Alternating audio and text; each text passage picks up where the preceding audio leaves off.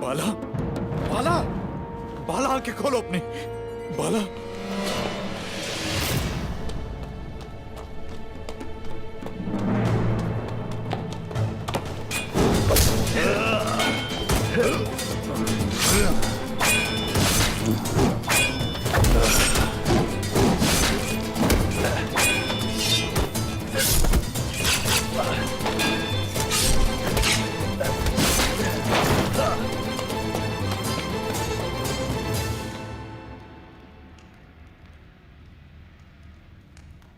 हाँ, शुक्र है,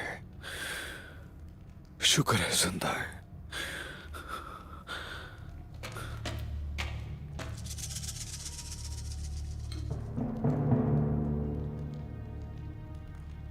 जब दोस्त अपने दोस्त के साथ हो तो खुशबख्त होता है, बहुत खुशबख्त होता है।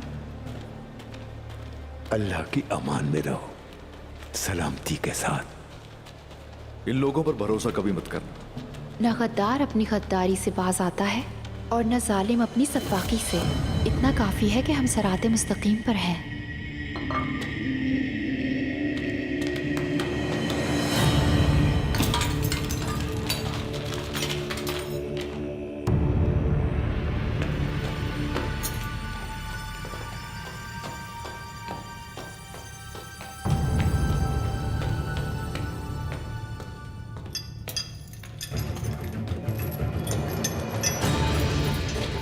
इन दोनों को साथ लेकर जाएंगे, इंतजाम करो फौरन।